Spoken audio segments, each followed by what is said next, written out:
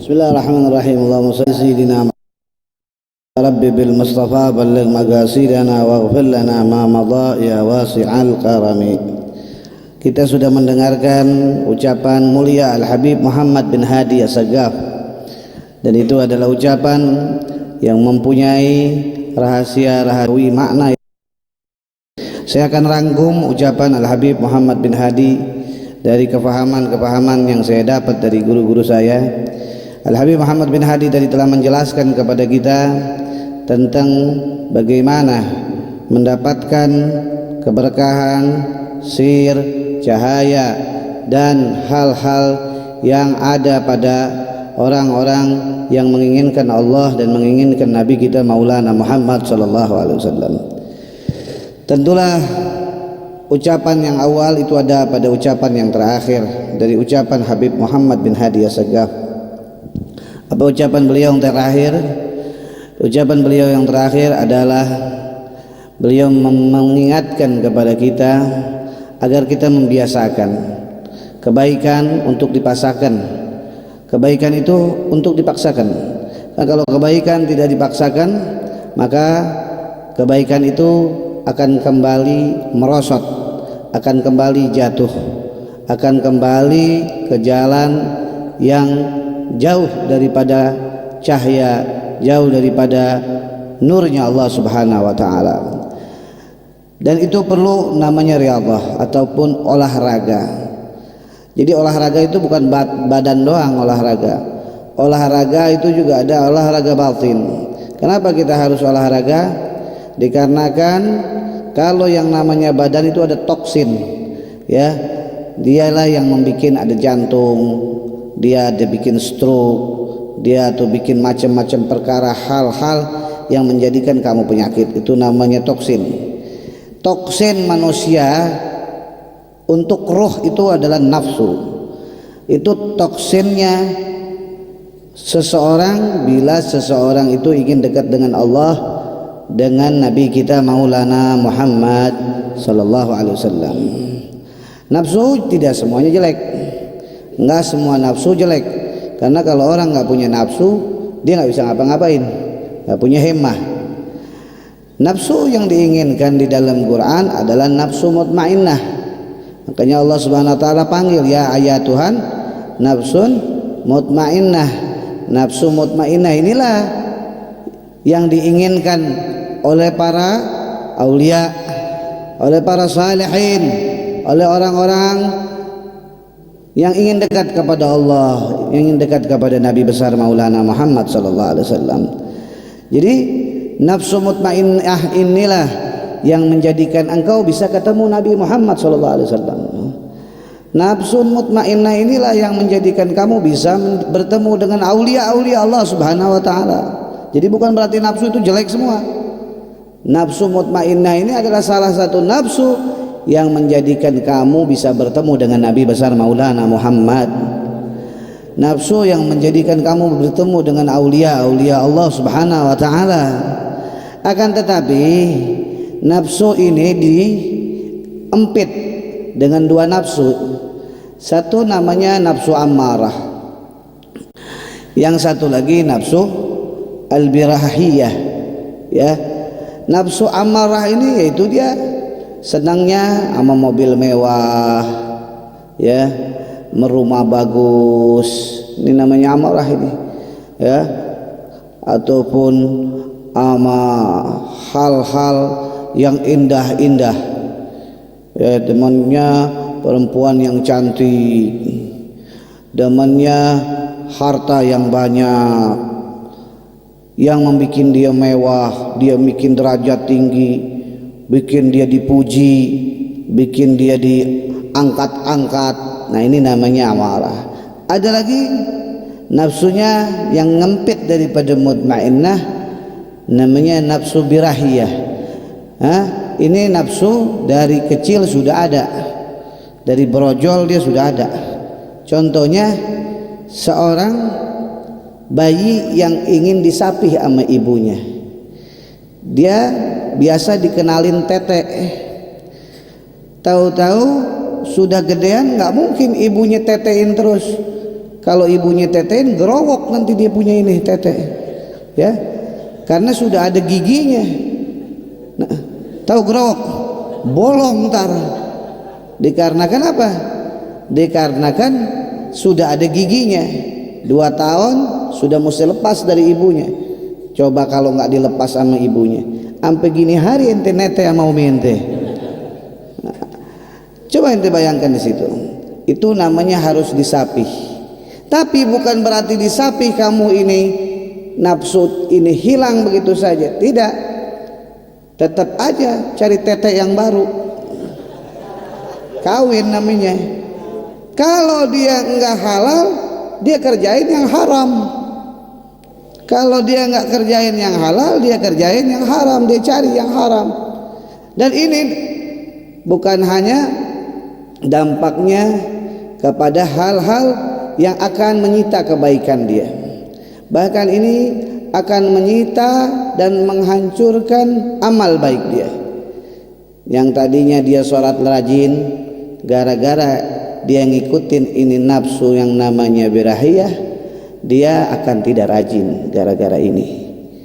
Gara-gara ini pula dia bisa tidak menjalankan ibadah kewajiban-kewajibannya. Inilah yang bikin antum malas ngaji. Ini yang membuat antum melawan kepada orang tua. Ini pula yang antum melawan kepada guru. Ini pula yang antum melawan kepada Quran. Ini pula yang antum melawan kepada Habibuna Maulana Muhammad. Ini yang mengentar-ngentarkan sholat. Ini pula yang mengentar-ngentarkan kebaikan. Tar aja deh. Ini adalah nafsu yang membawa kemalasan untuk kebaikan-kebaikan, dan dia akan girah, akan semangat kalau dia didorong dengan hal-hal yang mengasyikkan dia. Seperti contohnya tadi, ya, biasa dari kecil dia dikenalin tete sama ibunya, jadi nggak boleh lihat tete di luar. Dia akan nikahkan, saya terima nikahnya fulana ibni fulana. Itu mau minum susu sampai yaumul kiamat nggak ada masalah, halal udah itu. Nah intinya hadirin, ini nafsu yang dua yang kempit antara kanan dan kiri kita mesti cari halalnya. Bukan nggak boleh orang punya harta, boleh, tapi nggak boleh korupsi. Boleh dia punya harta, tapi nggak boleh maling. Boleh dia punya harta, tapi dia nggak boleh bohongin orang. Boleh dia punya mobil, nggak boleh dinipu. Boleh dia punya motor, nggak boleh barang curian. Nggak boleh dia boleh punya apa aja, tapi mesti barang yang betul diridhoi Allah dan Nabi besar Maulana Muhammad. Boleh punya mobil mewah buat ibadah, rumah mewah buat ibadah, buat undang guru, buat undang ulama, buat senengin keluarga, boleh. Buat ibadah di dalamnya baca ratib al-attas, baca ratib haddad, baca salawat sama Nabi besar Maulana Muhammad. Tapi kalau caranya korupsi, caranya dia ngebohongin orang, caranya dengan makan riba, hal-hal yang haram, ini yang tidak boleh. Dan ini yang akan merusak ibadah kita. Nah ini semua adalah jalan pertama untuk seseorang bisa membersihkan hatinya. Jadi kalau sudah dua yang ngempit dia ini dilurusin, dibenerin, diajarin sama kita, maka si nafsu mutmainnah ini dia akan membesar dan dia akan menyuruh untuk ketaatan. Kalau dia sudah nyuruh untuk ketaatan, maka yang dua ini pun akan ikut perintahnya. Nafsu yang dua ini akan ikut perintahnya. Kata nafsu mutmainnah, hei mata, kamu baca Quran. Maka yang dua ini tidak ada punya fungsi. Maka yang dua ini gerakan, baik, saya akan baca Quran. Begitu pula telinganya, dengarkan salawat kepada Nabi Muhammad. maka dia akan dengarkan salawat. Begitu pula gerakannya, jalan sekarang ke majelis, jangan malas, maka dia akan jalan ke majelis. Begitu seterusnya. Dan itu namanya riyadhah, olahraga. Lihat tadi berapa capek aulia olahraga, meluruskan nafsu ammarah dan nafsu birahiyah itu 20 tahun ya, beliau meluruskan nafsunya sehingga menjadi nafsu mutmainnah. Makanya jangan pernah jauh-jauh dengan ulama agar bisa mendapatkan cahaya dari Nabi besar Maulana Muhammad. Nah, kalau sudah nafsu mutmainnah ini membesar, maka nafsu itu akan membersihkan hati. Ya, nah hati inilah yang ada pintunya hadirin. Hati ini punya pintu, dari pintu pertama sampai pintu ketujuh, dan yang terkecil yang namanya lub. Itu pintu lub, bila sudah terbuka kamu akan lihat semua yang ada di langit dan yang ada di bumi. Yang belum kamu lihat, yang terdahulu dan yang sudah terdahulu terlewati, itu namanya lub. Dan itu ada pintu-pintunya semuanya. Nah, bagaimana dalam pintu-pintu ini? Ada yang namanya tadi anwarihim, ulumihim, nafahatihim, barakatihim, asrarihim. Setiap pintu itu ada sir, ada anwar, ada ulum, ada nafahat, ada barakat. Jadi setiap pintu-pintu itu punya rahasia-rahasia, dan tidak bisa menjebolkan itu kecuali nafsu mutmainnah.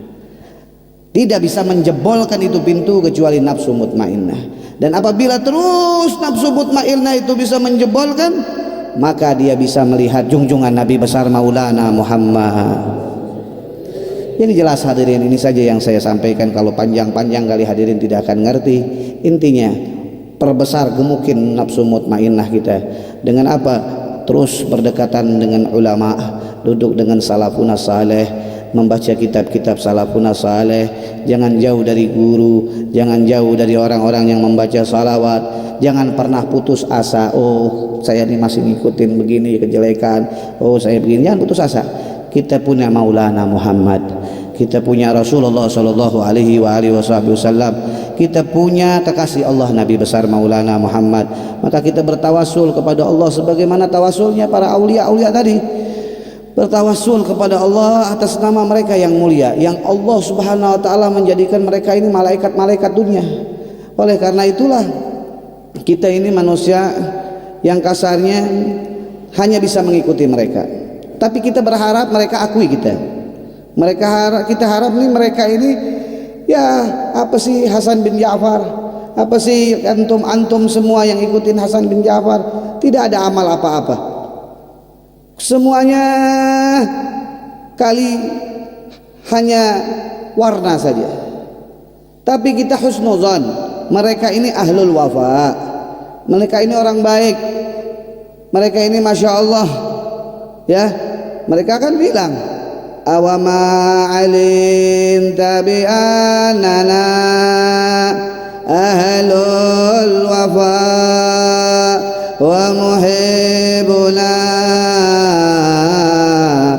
mazalata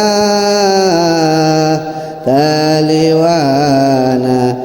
Kalau kamu pengen dekat dengan rombongan mereka, ya kamu ikuti cara-cara mereka, duduk mereka, majelis mereka. Insya Allah mereka tolong. Yang tadi Habib Muhammad bin Hadi ucapkan, kamu ingin dijadikan seperti mereka. Ya, yang tadi saya ungkapkan, agar kamu jadi seperti mereka. Kalau nggak seperti mereka, ya setidak-tidaknya jangan pernah melepaskan mereka. Jangan jauh dengan mereka. Duduk di mana nama mama mereka disebut. Duduk di mana bacaan-bacaan mereka disebut. Duduk di mana dikala karangan-karangan mereka diucapkan. Maka kita akan mendapatkan keberkahan dan asrar juga dari mereka. Tapi kalau kamu ingin jadi seperti mereka, bikin gemuk nafsu mutmainnah kamu. Perangi hal-hal yang akan menggemukkan nafsu ammarah dan birahiyah. Perangi hal-hal yang akan kamu menjauhkan diri kepada Nabi besar Maulana Muhammad, agar kamu bisa berdekatan dengan mereka, bahkan kamu bisa menjadi seperti mereka, bahkan kamu bisa bertemu dengan mereka, bahkan kamu bisa duduk dengan baginda suci Maulana Muhammad. Dan ini semua tidak akan terjadi kecuali dengan keinginan kamu yang keras, kemauan kamu yang besar, dan semua itu ada di dalam akal kamu. Kamu mau ikut jalan mereka, maka pakailah akal kamu. Kamu tidak mau ikut jalan mereka, mereka tidak pernah rugi, karena mereka telah mengajak kamu untuk berdekatan dengan Allah dan memberikan ilmu mereka kepada kita. Maka mereka akan merasa sedih bila kamu tidak mengikuti mereka. Tapi kita semua yang hadir pada malam hari ini telah membacakan kitab mereka, dan saya yakin Habib Muhammad bin Hadi akan senang dengan apa yang kita jalankan. Habib Ali bin Muhammad bin Husain Al-Habsyi akan senang apa yang kita jalankan, karena inilah yang terakhir beliau ucapkan. Bila menginginkan share mereka, maka banyaklah mendengarkan atau membaca kitab-kitab mereka. Rabbana anfa'na bi barakatihim wahdinal husna bi hurmatihim wa amitna fi tariqatihim wal mu'afati minal fitani ilahi bi jahil anbiya wa